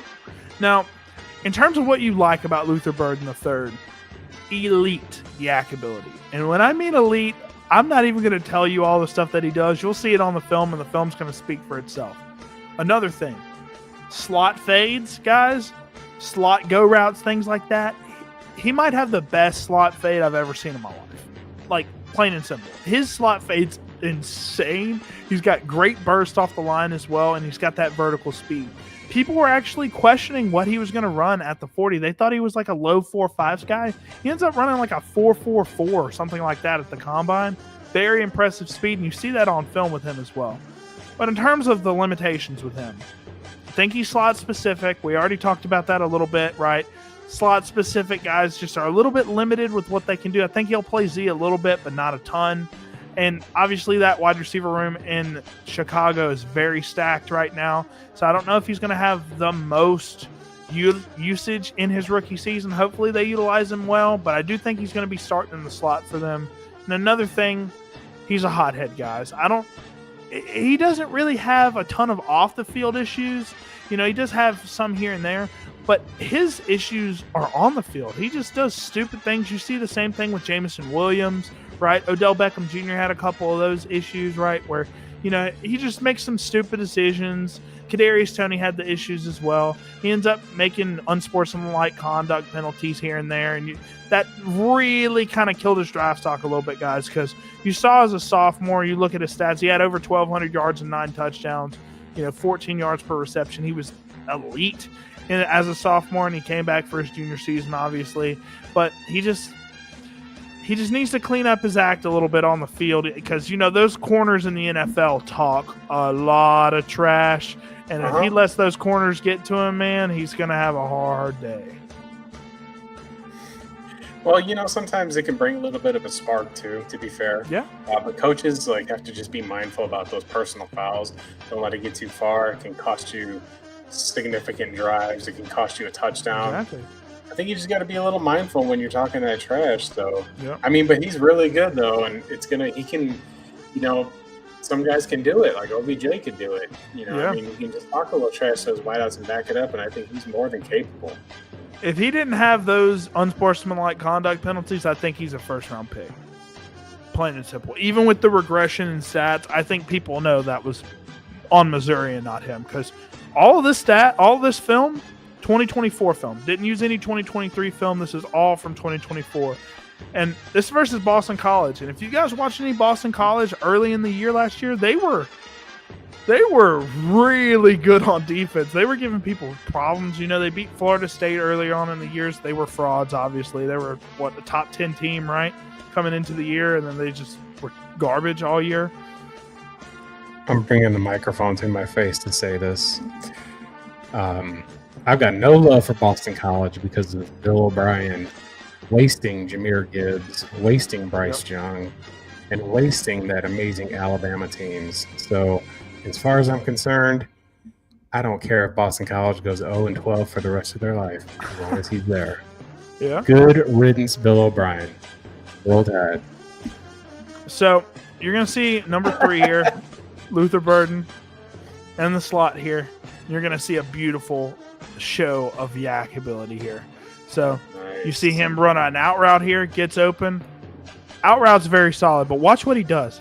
He takes 2 steps back, spins out of the way, fights through 3 tackles, touchdown.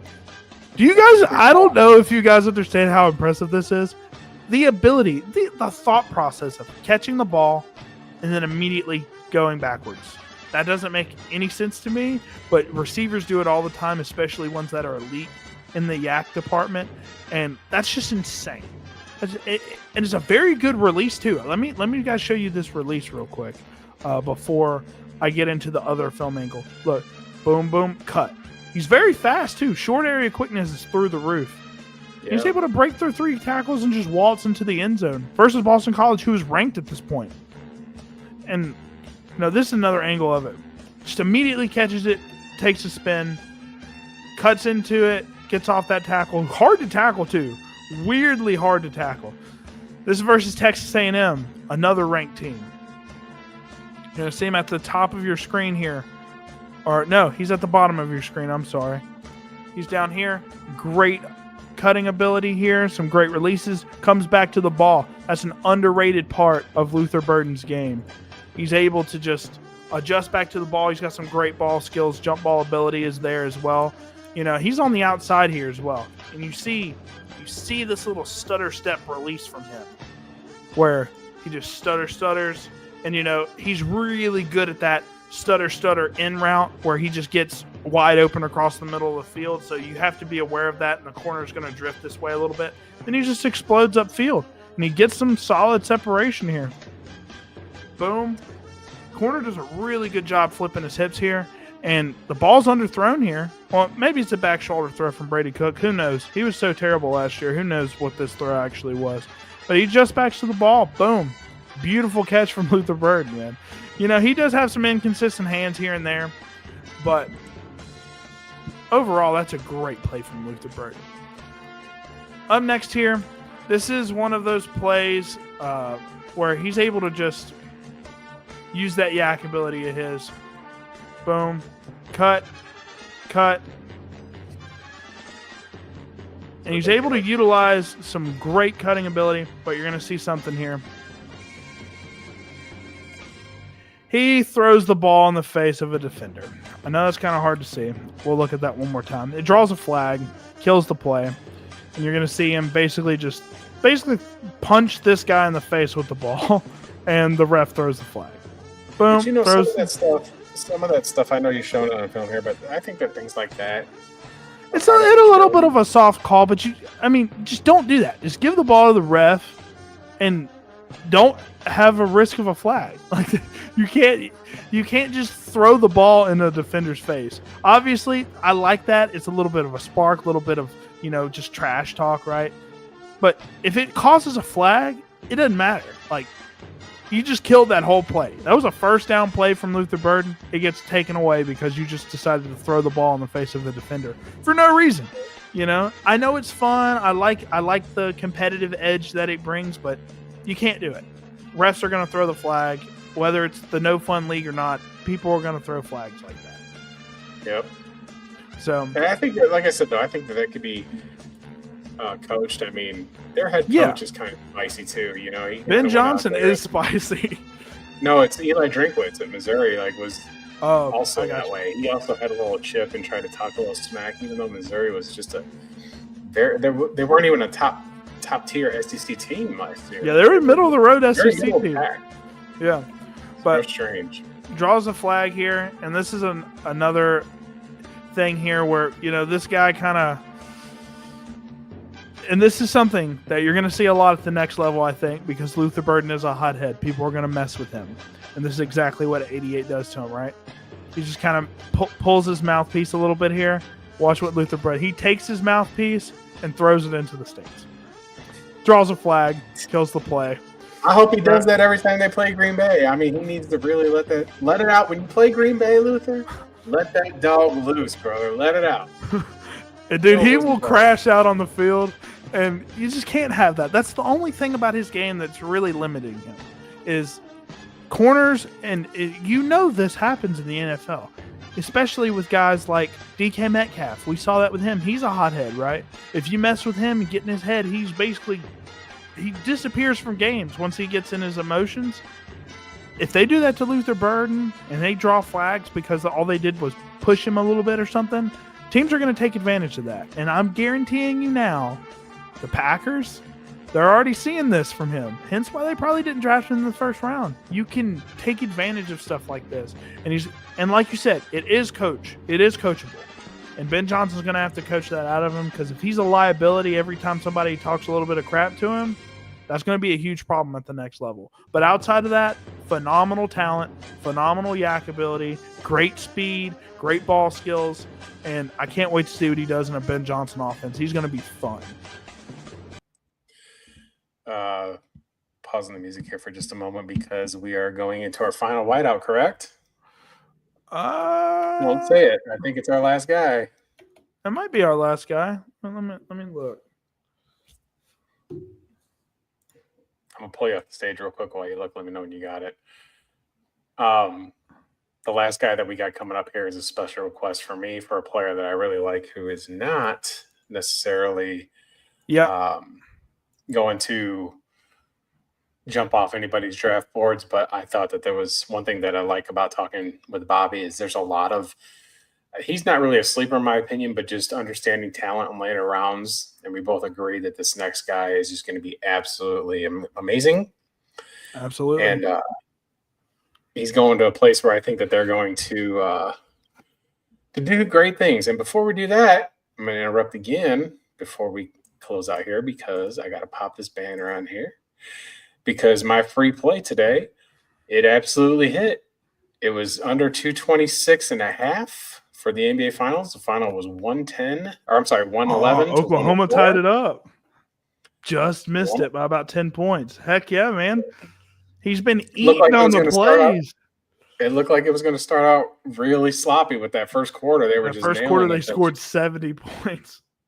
That's the thing. Like I thought that the game would come out there and they would just be putting everything on the line. And then based on that final, Oklahoma City tied the series. So now it's a best of three. Goes back to OKC in the next game, and I'll have a pickup for that for sure. But I wanted to pop in and say that. And then that series is getting dirty, man. I love the physicality that they're playing with on the court. The NBA is not the most physical game anymore, but man, they were on Shea at game 3. They were really putting the pressure on him, kind of isolating him, making him really feel the weight of the Pacers. So unfortunately, we've been doing the show, so I didn't really get to watch that. I'm going to have to watch that game back, but that's shaping up to be a phenomenal final series. That it is. And let's get to I think Bobby and mine's favorite sleeper wide receiver of the draft. I'm trying to think. Is there another guy that I think Kyle Williams is my favorite sleeper, but Elic Ayomanor is up there for sure. So let's talk about Elic Ayomanor out of Stanford. So 6'2", 206 pounds, super smart kid, by the way. Every interview that you see to go to Stanford. Yeah, you got to be smart to go to Stanford, especially to produce like he's had over the first couple seasons of his career. So he's a 4th round pick, right? That doesn't really jump off the page, but he goes to the Titans. And weirdly enough, he was not the first wide receiver the Titans picked in the draft. They drafted Shamir DK first, which I wasn't the biggest fan of Shamir DK coming out, and I think he kind of classifies more as a special teams guy. He's been kind of popping off in camp. But I will say he kind of classifies as more of a slot guy, in my opinion. Elic Ayomanor classifies as kind of all of the above. I think he can be a Z. I think he can play X. Specifically, I think he can play X very well. And he can also play the slot role as well. He's very versatile. He's very talented as well. He's 22 years of age. He's coming out as a sophomore. 2024, 63 receptions, 831 receiving yards, and 6 touchdowns. Doesn't jump off the page for you guys. Let me tell you a little bit of something about Stanford. Stanford runs the ball. They run the ball a lot. They run the ball with their quarterback a lot. They run the ball with their running backs a lot. They do not really produce high-end wide receivers. If you guys can try to think of the last Stanford wide receiver that came out, I'm having a hard time thinking of one. I guess the best receiver that's came out is Christian McCaffrey, and he was a running back. So I will say, wild. So the things that I love about Elic Ayomanor, outside of the production, right? He had over 1,000 yards as a true freshman in a run-heavy offense. He was their pretty much premier guy at Stanford. And having over 800 yards and 6 touchdowns in a run-heavy offense is phenomenal. Guys, you saw guys like Roman Wilson, who was picked really, really highly touted guy out of Michigan, didn't have those stats. So things that I love about Elic Ayomanor, elite separator, guys. His route running, especially his releases, gain instant separation. He's got the vertical speed as well. If he needs to burn you deep, he's got the speed to do it. I don't remember exactly what his combine measurables were. I don't even know if he ran, honestly, but he can run pretty much any route in the route tree, which is weird considering Stanford didn't really, pass the ball that much, but yet he still just ran all the routes in the route tree. But some of the things that aren't so great about him, he kind of has a tendency to drop balls that are in traffic situations. Like if he's over the middle of the field and he sees that safety or linebacker coming his way, he doesn't really hang on to the ball that often. That's something that's going to have to be cleaned up. That's something that, he struggles with at times. And then the limited experience, right? He plays in Stanford. They don't play at a lot of high caliber schools, right? He only has 2 years of experience. I think he might be a little bit of a project. I think the NFL is going to be some growing pains for him, at least early on. But if he develops, dude, this kid's got all the talent in the world to succeed. Yeah, for sure. I agree with that in full. I think that there's something, especially the way he was hosing Travis Hunter. I don't know if that's going to be on the film or not, but he absolutely was just dogging that guy. Yeah, we do have some Colorado film. I'm sure. Like, he's just absolutely, I think, a gem in the draft. I think the Titans did really well in this draft, getting players that they need, because that team was just an absolute disaster, and they were smart to get off the Will Levis debacle. Yeah. Your favorite meme? Yeah, for sure. But with Elic Ayomanor, if you guys watch his highlights on YouTube, you'll see some of the biggest flashes from any wide receiver in this draft. He's got some crazy catches on film, especially in contested catch situations. That's not super consistent, but the things that really pop off are his route running and separation ability, and we're going to get into that right now. So I only got one good play, one bad play from Elic Ayomanor, just to keep this short. He's a bonus guy. But you're going to see NC State here. He's lined up here at the top of your screen, and you just see that beautiful cut. NC State was also ranked at one point last year. Beautiful cut. You already know what's happening here. Go ball. And this isn't the important thing. Once he cuts, I want you guys to pay attention here. As soon as he cuts past this guy, I want you to see the burst from Elic Ayomanor. Boom. Gets that extra separation, and he's able to, kind of keep that guy off of him, get for an extra 15 yards or so. Sure. And that's the thing that is just the most impressive with him, just that cutting ability. Obviously, there's a lot more film. If you guys want to watch the highlights, there's a ton of just really phenomenal routes from Elic Ayomanor. I just wanted to show you guys the vertical speed. Here's going to be Elic Ayomanor right here, and you're going to see that release. Boom, kind of shuffle release here. Steps inside like he's going to go on a slant route. Explodes outside, and the guy's over. Just over. And he can do that any day of the week. And he also utilizes that on the comeback routes. He utilizes that on hitches. He can sell you vertically, and once you do that, DK Metcalf's pretty solid at that, right? Where he's able to he's very limited in what he can run in terms of routes, but he'll run downfield and then come back because you have to respect that deep speed from him. Now, this same game, and you're going to see, I want to say he's at the bottom of your screen here, but great route again, and I'll show you guys exactly where he's located, right? He's at the bottom of your screen. You're going to see a very similar play where he kind of stutter goes, and he's able to get some separation here. Boom. And you just see he kind of adjusts back to the ball, drops it. It's the same play, basically the same play. And this is kind of the debacle of Elic Ayomanor. You see a great play where he goes for like 60 yards. The next play, gets a little bit of separation, is able to come back to the ball. Very good at coming back to the ball as well. Good ball skills. Can't come down with that catch. I think that ball's very catchable. You'll see that here in this next angle here. But yeah, you got to be able to come down with those balls, and sometimes he's just not able to. And he's gonna have to be more consistent at that. Maybe it was the quarterback throwing the ball to him. That is a little late, but that's in your chest, man. Yeah. That's a good play. That's a good play from the corner, but this is all over his tape. It's just where he's in contested catches like this and he doesn't come down with it. And then other times he'll moss some guy. If you guys remember, if you've seen his highlight, he had a one-handed grab in the right side of the end zone. Beautiful catch where it's like almost OBJ level catch. It was an insane catch. He can do that, and then he can drop a ball, over the middle of the field or something like that. And that's just something with Elic that he's going to have to get better at, is in those contested catch situations, because if you're going to play on the outside like I think the Titans are going to utilize him, you're going to have to get more used to being in those contested catch situations. But outside of that, the separation ability is absolutely there. The speed, like you saw in that first clip, absolutely there. The knowledge, the football IQ is there. All of those things are there. His releases are phenomenal. He's just going to have to get better at the consistent separation in terms of getting the contested catches, right?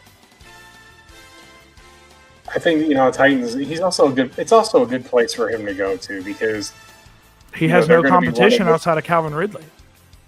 Well, they still have, but they've also signed some veterans. Like they got Tyler Lockett down there now. Yep. And Cam Ward's got his guy in Restrepo, which I think may hinder him a little bit. But I think that this is a guy who went in the 4th round. I mean, I don't know how much longer the Riddler's going to be there. And Tyler Lockett may be gone after this year. So there may be a situation here where he kind of just learns an offense and learns how to be a better player. Yeah. This is, I think, a developmental player who I really like. I think that he'll eventually be, a good number 2 down there in Tennessee. And then it also helps him, to come in with the quarterback at the same draft. So they're able to develop their own kind of chemistry. I mean, he's obviously got the chemistry with Restrepo, and I think Restrepo might make the team because they're trying to appease their number 1 overall pick. Oh, he will absolutely make the team because they don't have a slot option. I think Chimere DK is cool. Yeah, he's a little undersized, 5'10", 200 pounds or so, but he's super smart guy. I think he'll absolutely make the team just because, like I said, they don't have a lot of wide receiver depth already, right? They lost Westbrook Akine. They don't really have any solidified wide receiver 2 outside of Ridley, right? So, yeah, and Lockett's basically on a 1-year rental. I think he's gone after this year, and I think pretty much every receiver that they signed, Restrepo, DK, and Ayomanor are all going to make the team, and they're all going to be utilized heavily, I think, in that offense. It's interesting. I'm looking forward to the NFL season now. I like to go over these players and stuff like this, and it's been really good to talk about all these rookies with you. I mean, I've been absolutely enjoying the show. Oh, dude, it's tons of fun. And it's intimate film study for me because, I haven't gotten – I know, like, our viewers don't know that, I found a video on YouTube about how to be better at watching film. Yeah. And it's kind of what I want to be able to do because I'm able to see things, but I want to be smarter because I'm doing the professional betting. I love the game of football, and I love Dynasty football. And I love talking football with people that have a full understanding of the game, and I can bounce things off them, and their responses won't put me in mental sleep. And I think that's kind of why this show dynamic works really good. It does.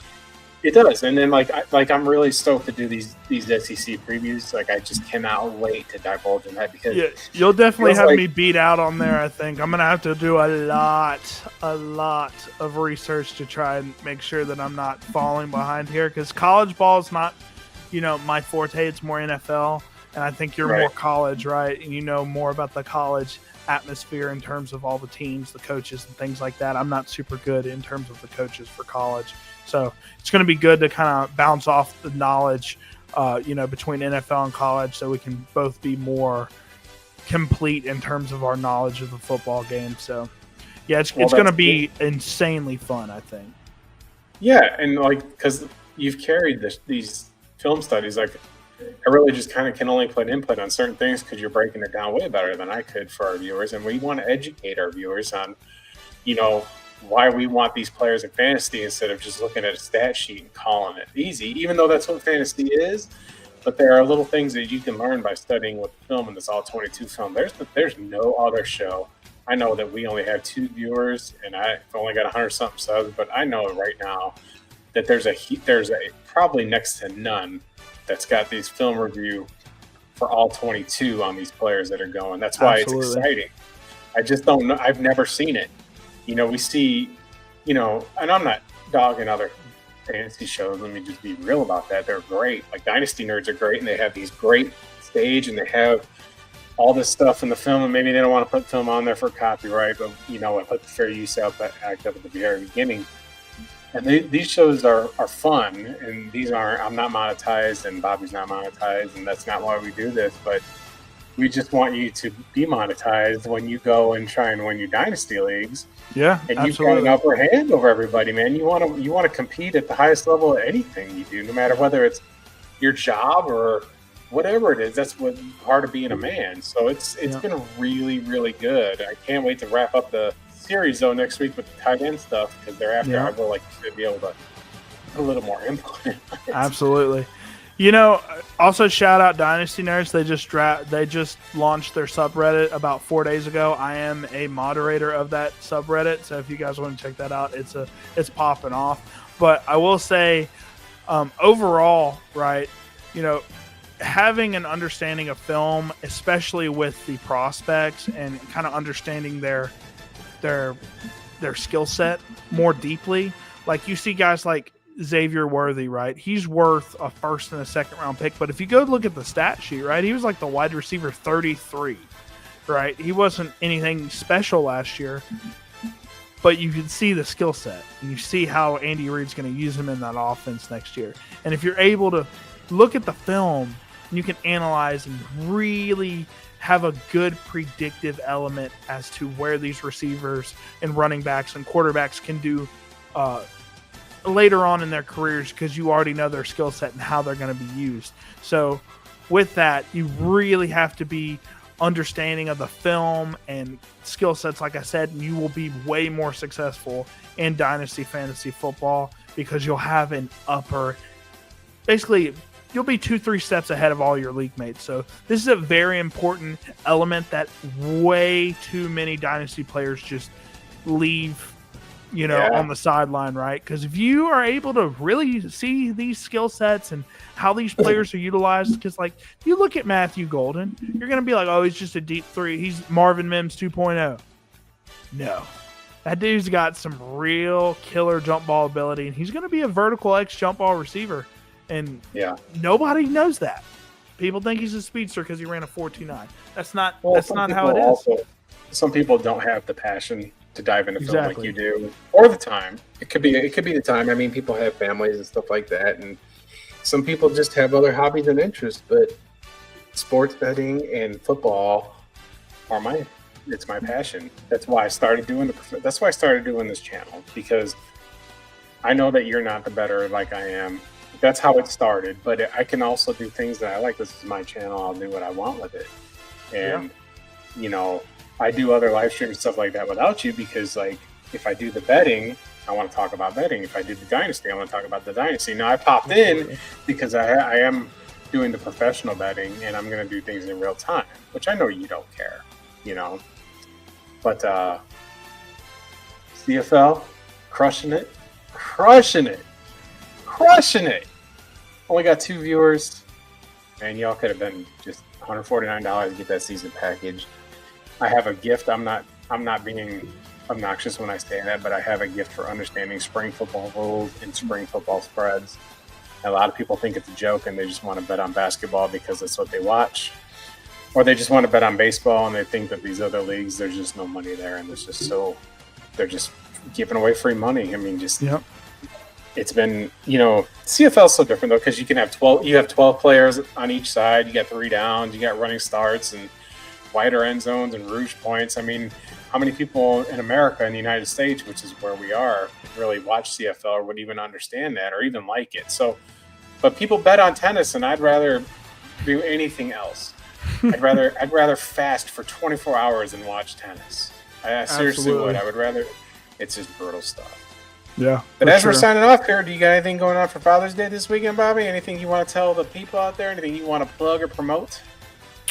You know what, guys? For all the fathers out there, happy Father's Day. We're both fathers, right? So shout out to us for Father's Day. If you got anything special planned, I hope everybody stays safe this weekend and has fun with their kids and, has an overall good weekend before you get back to the work grind on Monday. But, yep. Super excited to break down the tight ends next week. We'll probably just do 5 tight ends because, the tight end class is very thin. But overall, it might be a little bit of a shorter show next week. But for sure, there are some upper echelon guys that I'm going to be super excited to cover. So if you guys are interested in the tight ends, y'all definitely need to tune in next week. But, thank everybody for watching. Glad that you guys could hang out and, enjoy some of the film breakdowns. If you want more film breakdown, go to Bobby's channel. I'm not the film breakdown guy. He is. You got top lists.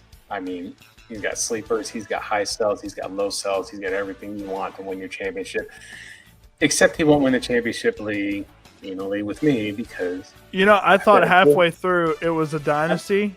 Like, I was like 12 picks in. I was drafting like RJ Harvey and Quinshon Judkins like 14 rounds in, and then they're like, it's redraft. And I'm like, great. So, I would have drafted a little bit differently if I knew that, but that's fine. My team still looks decent, but overall, I don't know. We'll see how it goes. All right, everyone. I may pop in and do a live stream on Sunday. I'm not so sure. It is Father's Day, and there is no football on Sunday. The CFL has a doubleheader tomorrow and the UFL Championship. But subscribe to this YouTube channel. Subscribe to Bobby's YouTube channel. Follow him on X. Follow me on X. Get my CFL package. $149 for the season. I'm crushing it. 7-0 right now. 7-0. Folks, technically, it would have paid for itself with two wins. It would have paid for itself, and you'd be rolling in the money. I mean, when I do betting, I do responsible betting. I do sides and totals. I don't do parlays. I don't do props. I don't do 10-leg parlays. I don't do none of that stuff because you're most likely not going to hit that. There's rare circumstances when you do, but that's like giving a drug addict, a crack addict, saying that it's just really bad if you start doing all that. I'm here to make this a nice, steady bankroll growth. And thought we put together a little package here as we end the stream that you can see as we do our outro video. So have a happy Father's Day, and we will see you next Friday, 10 o'clock Eastern, for the Tight End Show. And then after that, we get into our 4-week SEC preview. I am salivating ready to rock and roll. So thanks for joining us, and have a great evening. Sweet.